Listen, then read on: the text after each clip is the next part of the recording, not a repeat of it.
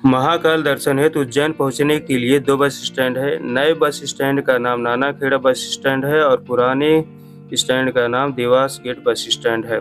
Dewas gate bus stand के पास ही उज्जैन का railway station भी है।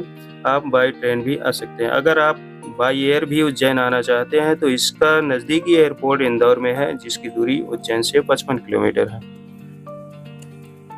उज्जैन हम आ चुके हैं, तो उज्जैन महाकाल मंदिर से हम पहले जा रहे हैं क्षिप्रा नदी, जहाँ राम घाट पर स्नान करेंगे और स्नान करने के बाद महाकाल मंदिर में दर्शन के लिए आएंगे। रास्ते में ही आप देख रहे हैं महासिद्धि माता का मंदिर है, जो कि 52 शक्तिपीठों में से एक है। क्षिप्रा नदी का राम घाट महाकाल मंदिर से आधे किलोमीटर की दूरी पर स्थित है, जहाँ पर हम पहुँचने ही वाले हैं। बस घाट के पास आ चुके हैं हम। आप ये जो देख रहे हैं, हम घाट पर आ चुके हैं। घाट काफ़ी विस्तृत बना हुआ है। घाट पर आप कहीं भी स्नान कर सकते हैं। स्पेस काफ़ी अच्छा है। घाट पर दूसरी तरफ अगर आप जाकर स्नान करना चाह रहे हैं तो घाट के उस पार भी जाने के लिए बीच में ही पुल बना हुआ है। आप उधर भी जाके स्नान कर सकते हैं। इधर करना चाहें तो इस तरफ कर सकते हैं। दोनों ही तरफ जाने के लिए आपको बीच में पुल मिल जाता है, जो कि आसान माध्यम हो जाता है। आप इधर उधर कहीं भी जा सकते हैं। यह जो द्वार आप देख रहे हैं, यह द्वार ले जाता है राजा विक्रमादित्य की स्टैचू की तरफ, जहां राजा विक्रमादित्य अपने 9 रत्नों के साथ विराजमान है।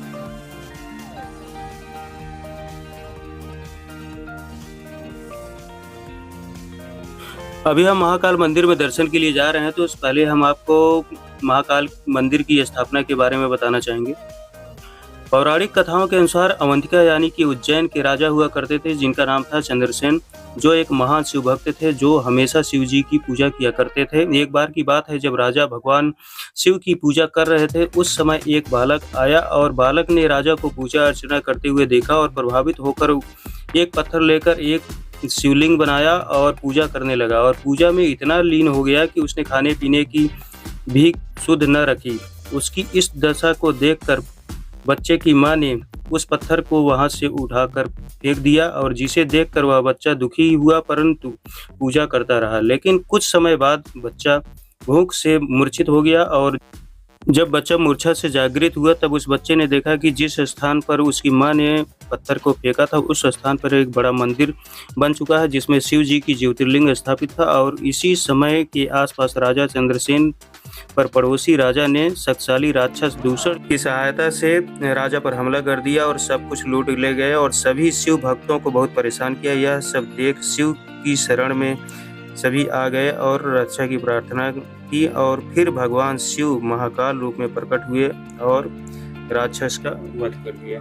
और फिर राजा ने भगवान शिव से प्रार्थना की कि आप यहीं पर रहिए। भगवान शिव ने प्रार्थना स्वीकार की और महाकाल रूप में यहीं पर विराजमान हो गए। अभी आप देख रहे हैं कि हम गर्भगृह के बाहर आ चुके हैं। गर्भगृह में अंदर जाना अलाउ नहीं है, तो हम अंदर नहीं जा सकेंगे, बाहर से ही दर्शन कर रहे हैं। आप देख रहे हैं बाहर काफ़ी बड़ी सी LED लगी हुई है, जिसमें अंदर शिवलिंग का दर्शन आप कर पा रहे हैं। शिवलिंग का भी दर्शन आप सामने से कर सकते हैं।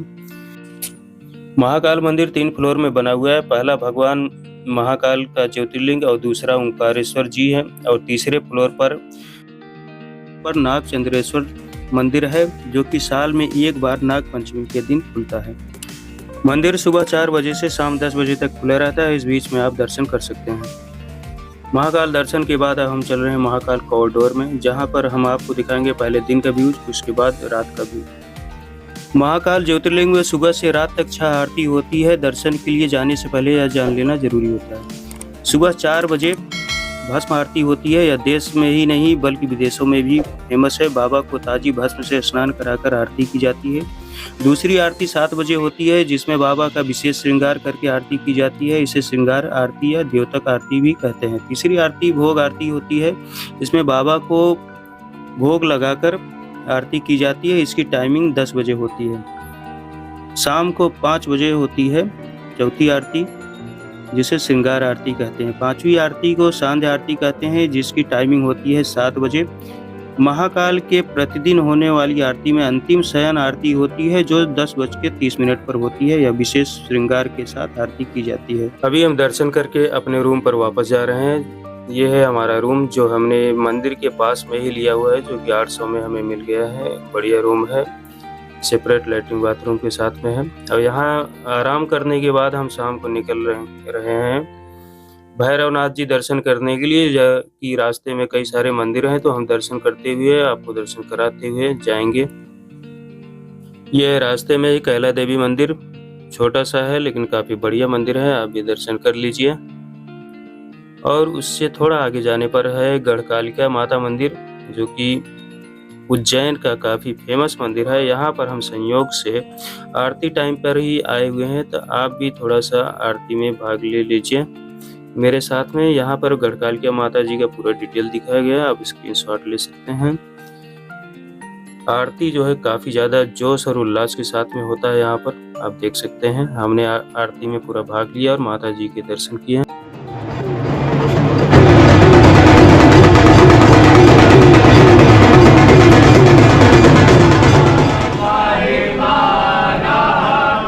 गढ़कालिका माता मंदिर महाकाल मंदिर से 3 किलोमीटर लगभग दूरी पर है, काल भैरव के रास्ते पर ही है।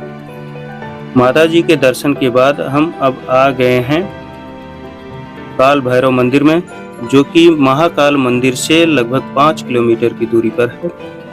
काल भैरव को प्रसाद के रूप में मदिरा चढ़ती है और वह मदिरा कुछ देर में ही गायब हो जाती है। आज भी सस्पेंस है कि वह मदिरा जाती कहाँ है। भैरवनाथ जी उज्जैन के कोतवाल के रूप में जाने जाते हैं। काल भैरव दर्शन के बाद अब हम हरसिद्धि माता मंदिर दर्शन के लिए आए हुए हैं। हरसिद्धि माता मंदिर माता जी के 52 शक्ति पीठों में से एक है। यह सम्राट विक्रमादित्य की प्रमुख आराध्य देवी के रूप में मानी जाती हैं। ऐसा कहा जाता है कि राजा विक्रमादित्य ने माता को 12 बार अपना शीश काटकर दान किया था। यह मंदिर महाकाल मंदिर के पास में ही है। हम रात्रि की लाइटिंग में महाकाल कॉरिडोर में आए हुए हैं। यहाँ आप देख रहे हैं गजासुर का संहार करते हुए शिव जी को। कॉरिडोर के बगल में एक सरोवर है, जो कि रात की लाइटिंग में काफी खूबसूरत नजर आएगी आपको। यहाँ पर है पंचमुखी हनुमान जी। यहाँ पर आप देख रहे हैं शिव जी के प्रमुख गढ़ मणिभद्र जी। कॉरिडोर की लंबाई लगभग 900 मीटर है, तो आपको यहाँ पर घूमने के लिए लगभग 1.5 घंटे की जरूरत होगी। यहाँ पर रावण जो है कैलाश पर्वत को उठाए हुए आप देख रहे हैं सामने। यहाँ पर शिव जी का बारात दिखाया गया है। चंद्रदेव जी शिव जी के शीश पर विराजमान होते हुए। यहाँ पर आप देख रहे हैं काल भैरव जी को। यहाँ पर आप देखेंगे सप्त ऋषि की प्रतिमा लगी हुई है। इन 7 ऋषियों की शिक्षा दीक्षा स्वयं शिव जी ने दिया हुआ था। जिस दिन शिव जी ने इनको शिष्य के रूप में चुना था, उसी दिन हम लोग गुरु पूर्णिमा के रूप में मनाते हैं। यही वो ऋषि हैं जिनको हम आज भी आसमान में सप्तऋषि तारा मंडल के रूप में देखते हैं। और यहाँ पर बहुत ही अच्छा विश्रामालय भी बना हुआ है, आप देख सकते हैं। यहाँ पर इनके बीच से पेड़ों को निकाला गया है, जिससे कि आपको प्राकृतिक फीलिंग भी आएगी। यहाँ पर शिव जी विशेष रथ पर सवार होकर त्रिपुरासुर राक्षसों का वध कर रहे हैं। इसी के बाद से शिव जी का नाम त्रिपुरारी भी पड़ गया था।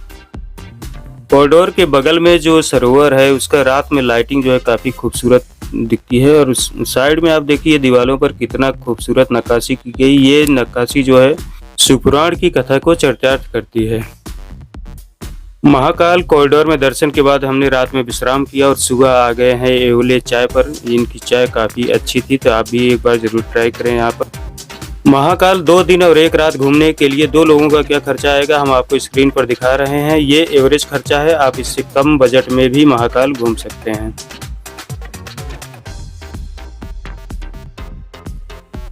ओंकारेश्वर का वीडियो ऑलरेडी अपलोडेड है, तो आप ओंकारेश्वर ज्योतिर्लिंग का वीडियो जरूर देखें, जो कि महाकाल से मात्र 140 किलोमीटर की दूरी पर है।